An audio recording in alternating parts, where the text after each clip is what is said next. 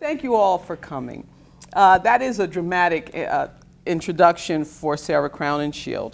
And I'd like to start out by saying that except for historians of the early republic, which is roughly the period between the American Revolution and the 1820s, few people are familiar with Jacob Crowninshield, and even fewer have ever heard of his wife Sarah, who is lovingly called Sally by her friends and family.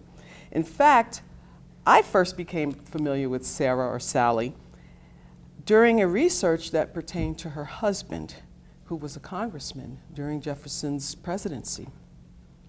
My purpose in researching Jacob was twofold. First, he was part of my broader look at Massachusetts Jeffersonian Republicans and their reasons for supporting Jefferson's commercial policies, which eventually damaged their popularity and greatly diminished their support base in New England. The second and more personal reason I looked into the to the Crowninshield papers was to satisfy my curiosity about a puzzling but significant moment in Jacob Crownинshield's political career, which occurred, interestingly enough, shortly before the beginning of Thomas Jefferson's second term in office that would begin in 1805. Now, Jacob Crowninshield had greatly impressed Jefferson and Secretary of State James Madison because of his experience as a ship captain, and he had even gained renown for being the first person to bring an elephant into North America. So they ended up turning to Jacob Crowninshield for advice because the nation was going through turmoil that was affecting its transatlantic trade. Now, Jefferson and Madison were already turning to Crowninshield for diplomatic and political advice when the president announced to Crowninshield that he wanted to appoint him Secretary of the Navy when his second term began. Yet, despite his professional and personal relationship with Jefferson, Crowninshield ended up rejecting the cabinet-level post. After seeing this, I realized that there was not a satisfactory reason given in the scholarly literature or any place else explaining why Crowninshield rejected the nomination. The conventional explanation was that it was due to Jacob's illness. Therefore, my first goal was to uncover the nature of his illness. And one of the reasons I thought this was important is because Crowninshield continued to serve in Congress. So it was odd that he would make the jostling trip back and forth to Washington, D.C. to attend sessions of Congress and not want to have that better post, which stationed him there semi-permanently, by taking the Secretary of the Navy position. Well, as I began my research, for whatever reason, and I did turn to the librarians at the Phillips Library at the Essex Peabody Museum where the Crowninshield papers are housed, there were very few letters from Jacob. Most of the letters from that period that he started in Congress throughout the time that I'm going to speak to you about today came from Sarah. Well, I was a bit disappointed, but that soon faded because I hit the jackpot with Sarah's letters. Not only did her letters provide a detailed explanation of why Jacob turned down Jefferson's appointment, but they also allowed me to peer into a unique marriage which showed a high level of affection, mutual respect, and shared political interests, and unfortunately, tragedy. Now, Jacob and Sarah were married on June 7th, 1796, when he was 26 and she was 23. Both came from prominent shipping families in Salem, Massachusetts, and that's where they made their home amid their family and friends. Between 1800 and 1804, Sally gave birth to 4 children, so that was practically 1 child a year. And Jacob remained engaged in the community, and he was an ambitious young man, and he decided that he would seek a role in politics. He was elected to the state senate in 1801, And then voters elected him to the U.S. Congress in 1802. When that happened, Sally had to take charge of their 3 children at that time, who were all under the age of 2. Well, neither Sally nor Jacob appeared to be ready for the long absences that he would have when Congress was in session. And at first, Jacob began to complain about being in the Capitol. He said it was unhealthy, it was a disgusting place to live. He said, oh, it wouldn't even be the Capitol if it wasn't named after George Washington. He said people would just run home. They wouldn't stand for the inconveniences. He complained so much that his family, including Sarah, called that time that he was in Washington his imprisonment. In fact, she urged Jacob to get through the time of your imprisonment as well as possible. And then she put in parentheses, as you term it. So he was giving her indications that he didn't really like being in Washington. Well, he survived his initial bout of homesickness and then ran for re-election and won in 1804. Sally was happy that he defeated another Federalist, but then she confessed, so you've got to go another 2 years? I can hardly reconcile myself to the thought of it. One reason that she increased her cavilling was that she had given birth again in May of 1804. And the baby she had was only a few months old when Jacob left for Washington in November of that year. By January of 1805, Jefferson, who voters also reelected in 1804, informed Crowninshield that he wanted to appoint him Secretary of the Navy. Before accepting the offer, Jacob said he needed to seek Sally's approval. In her response to Jacob's question about whether or not he should take the appointment, she wrote on January 15th, you know, I never had a desire for you to enter into public life. And she reminded him, yet I had reconciled myself to your absence 2 more winters with the idea that after that time had expired, of your retiring again into a private station, being fully convinced there is more real enjoyment for you in a quiet domestic life. There, I always thought were your sentiments. Well, she had a reason to believe that.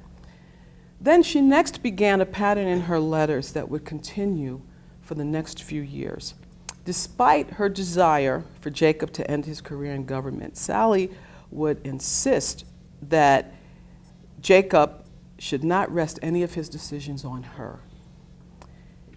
She continued to advise him not to take the appointment, but she still left the way open for Jacob to take the job. At the end of one of her letters, when she said, I don't want you to take it, she added the caveat, should you think it best for your happiness in any way, I will endeavor to reconcile it and acquiesce in your final determination. So she was leaving the way open for him, and he continued to vacillate over whether or not he should take this position. On January 17th, she admitted in a letter that Jefferson's offer was honorable and very handsome, and that Jacob would fulfill the duties admirably. Still, Sally was also aware that Jacob really wanted the children and her to join him in Washington, but she couldn't give her approval. She reminded him that she was not suited for a life in the politics and that she wanted to be near her friends and family. She was sure that she could convince him once and for all not to take the position if she could speak to him in person. Well, Jacob had still not made up his mind by the end of January, and Sally was becoming a little impatient. She told him she was tired of living alone, or rather, without you, but Jacob asked her to speak with her father and other relatives to see what they thought about the appointment.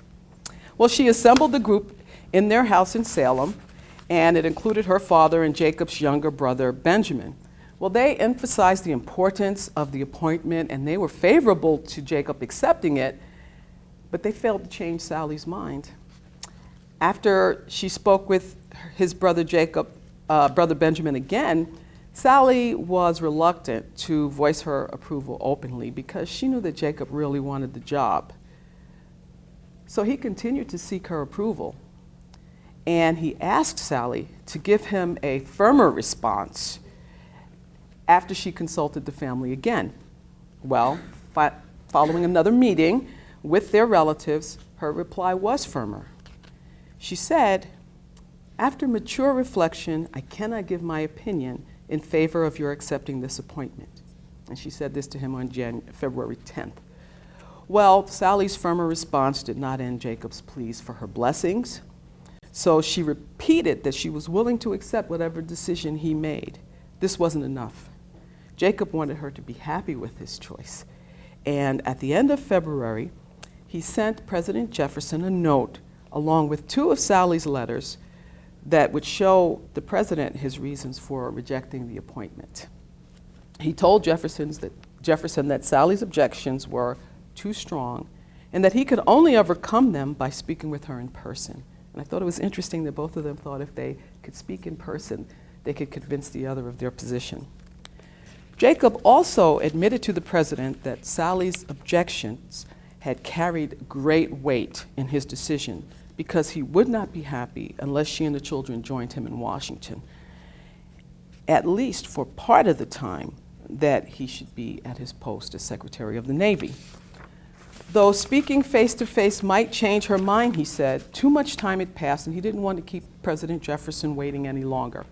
The appointment, he said, was an honor, but since the matter had to be decided between Mrs. C and myself, I am bound to consider her answers as not advising me to accept. Regardless of his assertions, however, Jefferson detected that Jacob Crowninshield really wanted the post. And on March 2nd, 1805, he submitted Crownинshield's name to the Senate, and they approved it on the same day.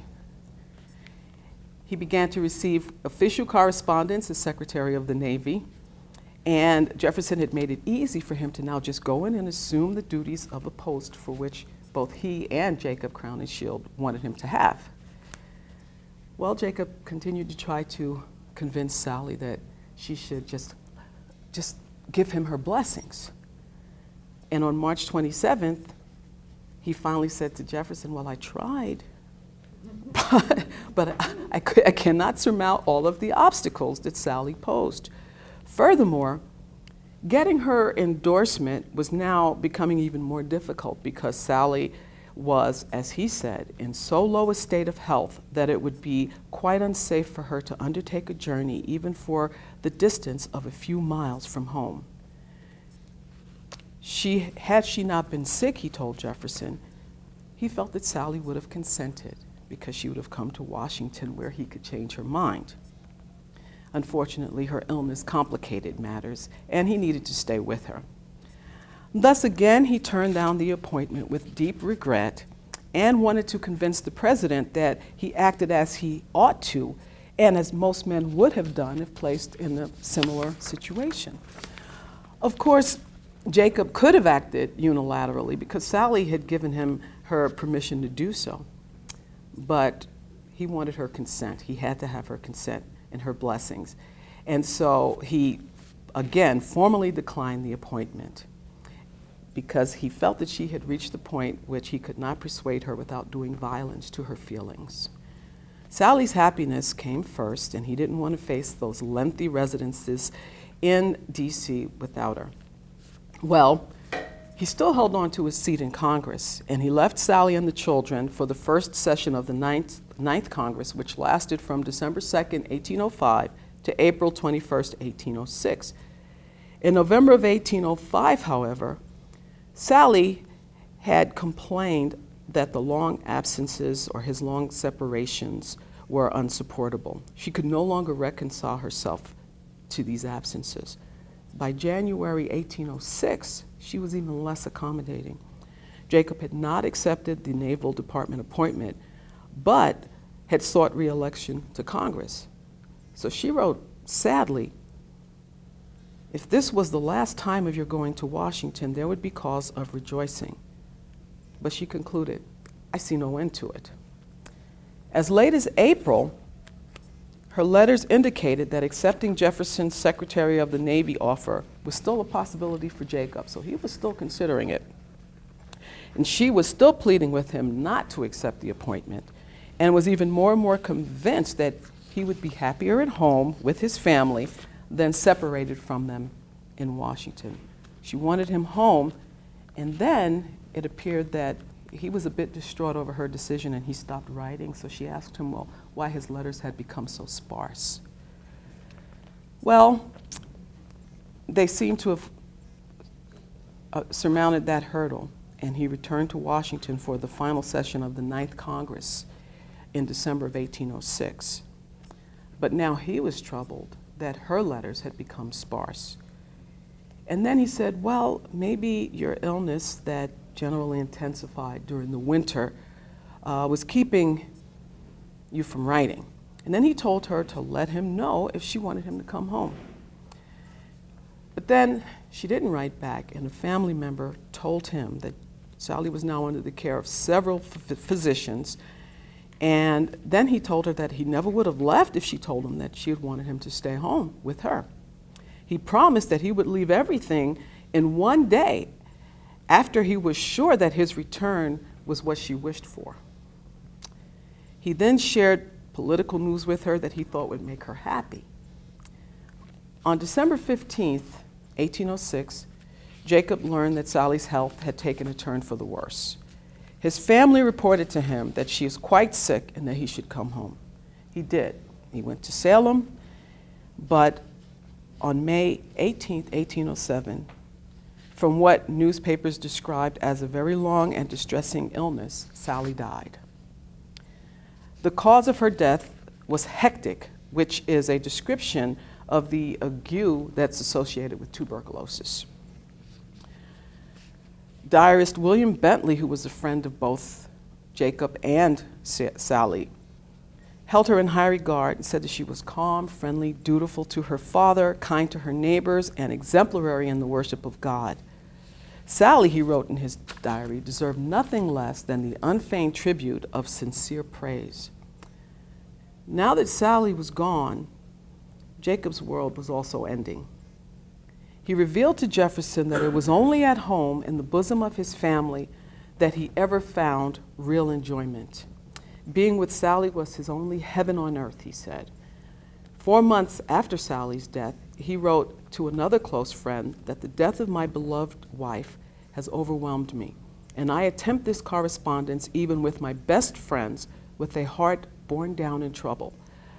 Now, alas, in the cold and distant tomb, and in submitting with profound humility to the desires of an all-wise God, I yield. Nonetheless, he went back to Congress to attend the 10th Congress on October 26, 1807. And although he missed the opening days, he presented his credentials and resumed his duties. He participated in several lengthy and important debates because this was the period when Congress was debating Jefferson's infamous embargo of 1807. So he was very important to that debate. However, he soon began to show signs of illness 2 months after he returned to Congress. He began coughing up blood, and he continued to work until about January 8, 1808, when he could no longer resume his duties. A fellow Democratic Republican from Massachusetts headed a bipartisan committee that had been appointed to oversee his health and tend to them. They would all come in and they would sit with Jacob and talk to him, read to him, and just do whatever he needed for them to do to make him comfortable. At one point, a Federalist named Samuel Taggart actually thought that Crowninshield was improving. He was still a very young man at this point. But Crowninshield knew he was dying, and he summoned his brothers to help settle his accounts and record his last will and testament. Jacob requested that his remains be transferred to Salem and, quote, deposited by the side of my late beloved wife, unquote.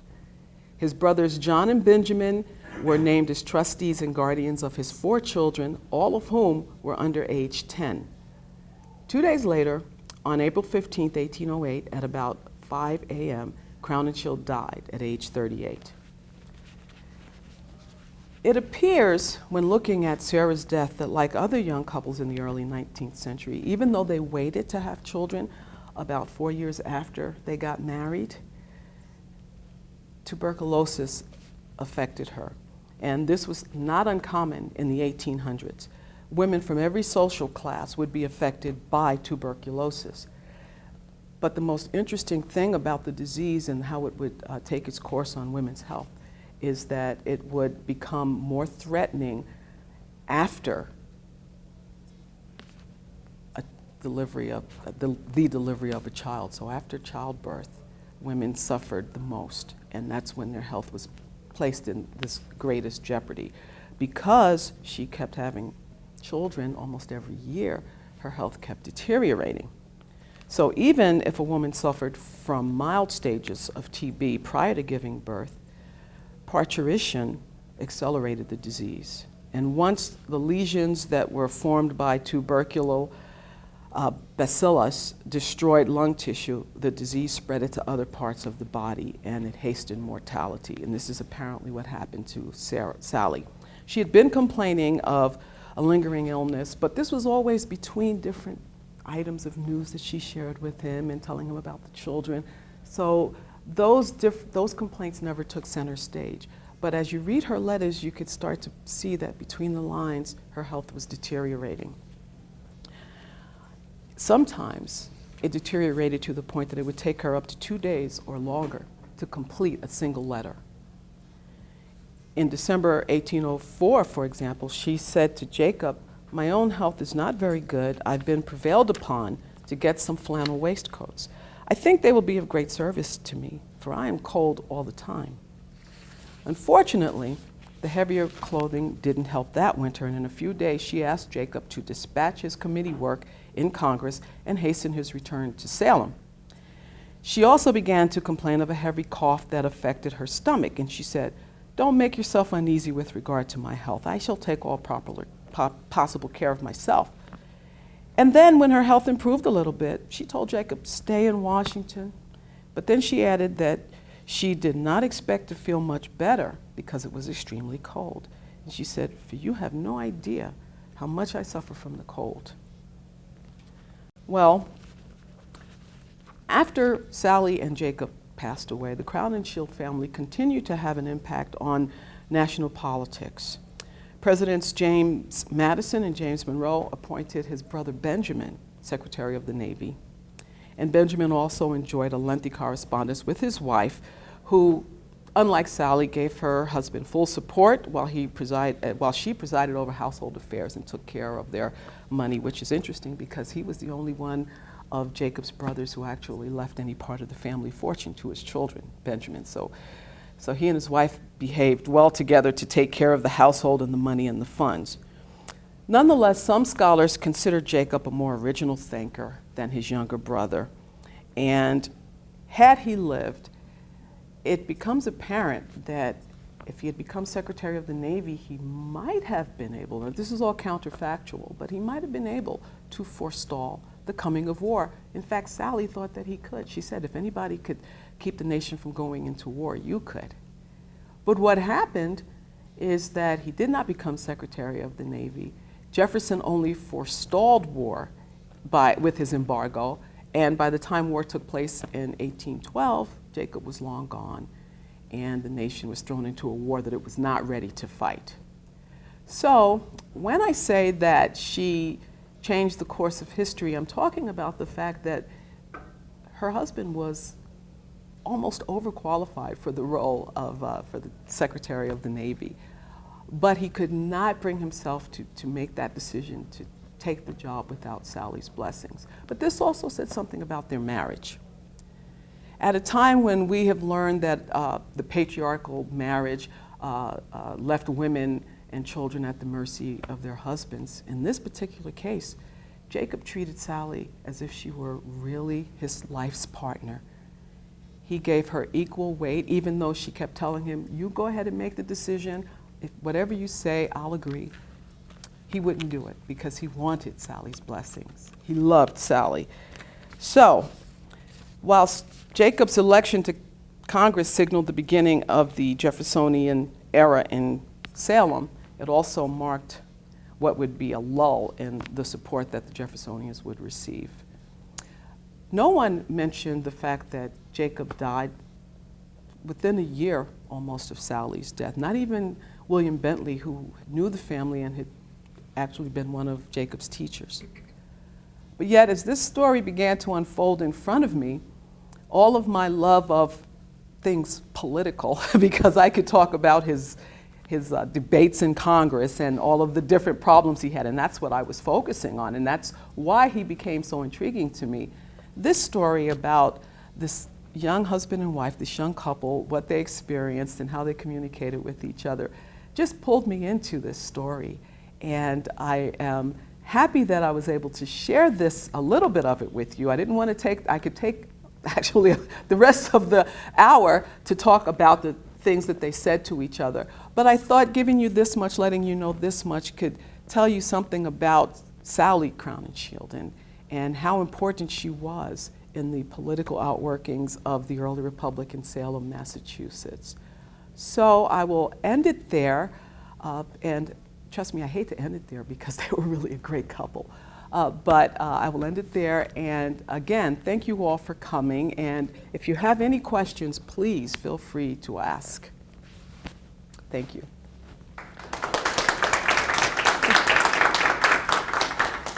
Let me open the floor for questions. I'd like to ask one. Yes. Do you think if Thomas Jefferson had basically met with Sally, that would have changed her mind if that had occurred? You know, it's possible, especially since his own wife died Yes. while he was Yes. in the service of his country. So she might have actually been impressed with him. And Jacob, he was close personal and political friends with Jefferson, but he never asked Jefferson to come down to speak with her. I think he just wanted to do it himself. He just kept saying over and over again, if I could talk to you, I know I could change your mind if we could meet in person. But at the same time, she was saying, if we could meet in person, I know I could get you not to take this appointment. So he wanted to keep it between her. At first, he even told her not to speak with friends about it. And then, because she was so adamant, he says, okay, go ahead and talk to friends and family. But she never changed her mind. But I do feel that might have helped, and it might have actually helped for him to have gone back home if he had decided to talk with her about it. But he did not before he gave Jefferson what he thought was his final decision. Yes. Yeah. Well, John Adams had a very powerful and influential Yes. wife, Abigail, Yes. who was very involved in the political path of his behind the scenes. But a lot of people realize that she was a strong force in his Yes. life. Yeah, Sally is what I think one historian calls a female politician. She's also that way too. Yes. She talks to him about policy. He was having trouble with John Randolph of Virginia. I don't know if you all know about John Randolph. Well, he was this flamboyant congressman who smoked opium, came and gave these really long-winded speeches in Congress. And according to one person who wrote about him, he was actually, his speeches were even better when he was high on opium, you know. And he brought his dog with him into Congress. And, you know, he did a lot, he was just, and he didn't like the New Englanders because they were arguing for some of these restrictions. And he said, well, we're not going to let New England run the country. And he took out a lot of his venom on Jacob. And even told him at one point that he should be put in a straitjacket and thrown in a dark room. And so so Sally kept saying, fire back at him. She said, now I want you to maintain, you know, party unity, but get him back because he can't get away with these things. So Sally was telling him these things, and he did actually. And he wrote her, and he said, well, do you think I got him back? And she said, yes, that's good. So she was involved in that. And what happened with him in Congress. But I do believe actually that it was her illness that was playing on her decision. I just tend to think that if she had not been ill, that she might have been more amenable to him accepting the post and going to Washington because, well, there was a big difference because he would have only had that post for 4 years. He could keep running for Congress over and over again. And I think that she might have done that, but as I said, as you look in her letters, you could see that she was ill. That wasn't the focal point of her letters all the time, but she would just sort of mention it as an aside, you know, and tell him how cold she was and how her stomach was aching and how she couldn't sleep, those types of things. And then she'd go back into these conversations with him. Yeah, so you could see that she didn't want to really hurt him either, but I think that the illness just played that part in pulling her away from supporting him the way that she had been doing. Yes. Yes. You say that he never accepted the post of Secretary of the Navy. Right. Was it just empty? Did Jefferson put somebody else in there? I'm curious. Well, that's okay. Here's what happened. The Secretary of the Navy at the time was going to be moved to a different post. And when he appointed Crowninshield started to, he was actually, in the minds of most people, the Secretary of the Navy. And they started sending him correspondence. They started asking him for his advice. They started trying to get contracts to build ships and things like that. So they were sending him all of this correspondence.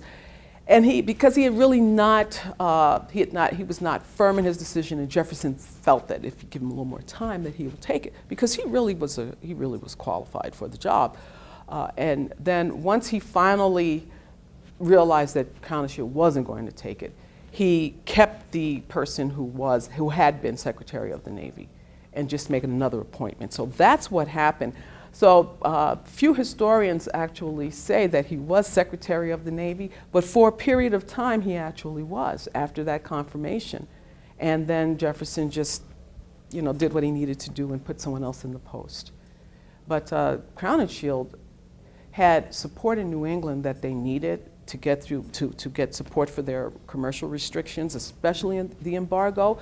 And even at that time, while he was in Congress, before he got sick and died, newspapers in New England were saying, well, because he's involved in it, let's trust it. That is the best thing, because we know that his family is a shipping family. He's been a ship captain. So there was a lot there to recommend him. And had he taken it, perhaps they may not, and like I said, it's counterfactual, but they may not have lost the support that they did lose in New England.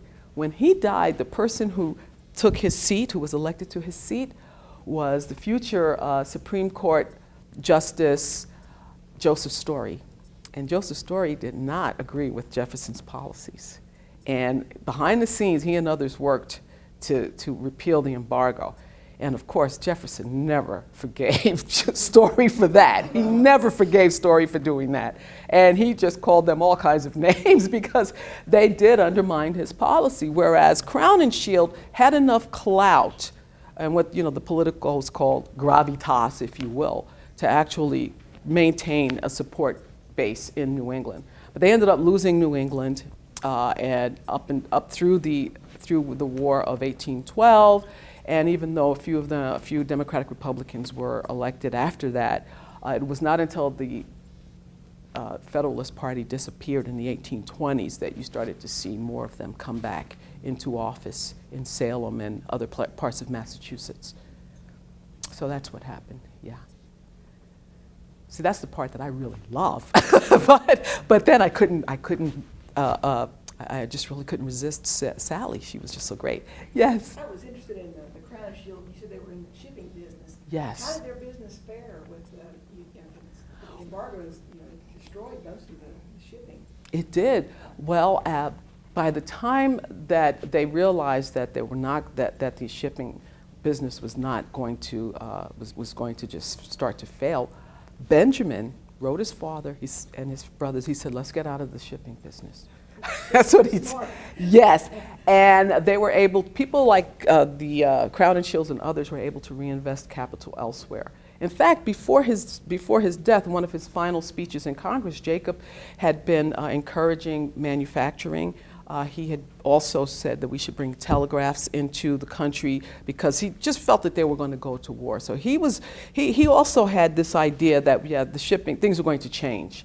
And so that's what they did. Now, some in Salem felt that the Crowninshields and others who supported the policy did so because they would leave their ships out to sea. As long as you left your ships out to sea and they didn't bring them back to the U.S., you didn't have to worry. So that they would leave their ships out to sea and continue to make money from their shipping business. There's very little proof of that I've found, but that's one of the things that that was one of the rumors that circulated in Salem. Nonetheless, even though they were responsible for it, they did open up soup kitchens and things like that for people who were thrown out of work in Salem because, as you say, a lot of people were. Yes? So, the relationship that you described between the Crowninshields as more of an equal partnership, Yes. how typical is that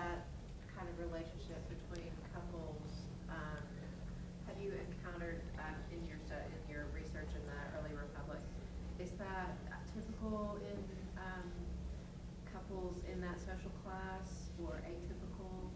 Well, it appears that there is some truth to the idea of these patriarchal families where the husband would do what he was going to do. As it was brought out, Abigail Adams was a strong woman, but John Adams was going to do what he wanted to do. So when she told him, remember the ladies, he was like, oh, he didn't do that. There were others who had their wives' supports, and there were cases where I saw there were couples where the wife did not have the husband's support and actually affected their relationship. One of the most outstanding to me was Mercy Otis Warren, who was a political writer. She actually did not want for her husband to engage in politics and stay away from home. In their case, her children were essentially adults by the time that all of this was happening, and she was off writing plays and history, so she was doing her own thing. It appears that in the case of really strong-willed women like her, she could actually make her husband stop doing the things that he may have wanted to do. She was like, come home, bam, and that's what happened. But with a young couple like Jacob and Sally, I have not run into anybody or any couple with a similar dynamic where he wanted so much for his wife's approval. He wanted her approval before he would make a move. Everything that I've seen, the men did what they did, and if he had said, okay, well, when she said, go ahead and make the decision, when most husbands would have probably said, okay, and just gone ahead and done it. But that was what I felt was different in their relationship, was that even though she was giving him the go-ahead, she said, go ahead and do it if you want. He just needed her blessing. He just needed for her to say, okay, I agree, you could do it, and I'll go ahead. And she would not give that to him, even though she said, do it if that's what you want. And I think that was the special dynamic in their relationship, because I have not encountered in any other husband and wife relationship that I've read about that the husband would have given up that opportunity. And Jacob was ambitious. In fact, when he brought the first elephant into North America, one of the things he wrote his brothers, he said, I want to get the credit for this, this will be good. So he was ambitious. He kept running for Congress. In fact, his family started a newspaper to help him get elected. Oh, but he was a real politico, he really was. And so he got to this point where, wow, this is something that he was just suited for, just so completely suited for. And I think that if he had been any other type of man, if he had not felt that way about her, he would have said, okay, if she said, go ahead and do it, whatever your decision is, he'd go, okay, I'll see you when the kids, if you can't come, then I'll see you when I come home. But he didn't want to do that. So, but now I must admit to you that I am a political historian, so I have a lot more fun looking at the debates in Congress and that sort of thing. But I have read some letters of husband. I read Benjamin's letters to his wife. Benjamin was the patriarchal type. He didn't ask his wife what she wanted for him to do. In fact, he said, okay, this is what I want you to do, and do this, this, this, and this. And that's what she did. Then he said, okay, I want you to come. He said, the war is over, I want you to come to Washington. That's what she did. So it was a little different, and you could tell. So I think that was where I saw the real uniqueness of their relationship, at least from what I know. Did that quality have any influence on the way they raised their children that you could see, and that you may not have been looking for that as you were reading? You mean Benjamin and Jacob and Sally? Well, one of the things that she was very close to the children, and she often complained that she couldn't write a letter because the kids were running around. And she said, and the oldest girl, she said, Sally, she said, if she's near me, she is not going to let me write a letter. She wants my attention. Unfortunately, they were so young by the time that both parents died that it's difficult that I really couldn't tell. I know that all of the children grew up to adulthood, and both of the girls were married. I think that the oldest girl was married, and I'm not sure if she died in childbirth, but I know she didn't live long after she was married. And then their sons also grew up and got married. As far as the way that they were themselves, I didn't see any indication in any of the letters. The only reference to them actually came later from Benjamin, who wrote his wife that he was upset that his father was leaving his money to Jacob's kids. And he said, who was the person who's been keeping everything in order all these years? And I was taking care of those kids, and how dare he leave money to them instead of to me? So and that was the only time that he even said anything that remotely resembling any kind of hostility, but it was because he didn't want his father to leave money to those kids. But I really couldn't tell. I really couldn't tell what was going on. And she did tell him at one point, though, that the children don't know what you look like. They don't remember what you look like. So she wanted him to come home. Yeah, she did want him to come home. Yes. So, any other questions? It's just a great couple. Her letters are great. Yes? No? Okay. Okay, well, thank you again for coming and listening to my research about Sally. She's a great gal, and sorry she died so young, but I'm glad she left her letters with us. Yeah. Okay, thank you. Hi, thank you.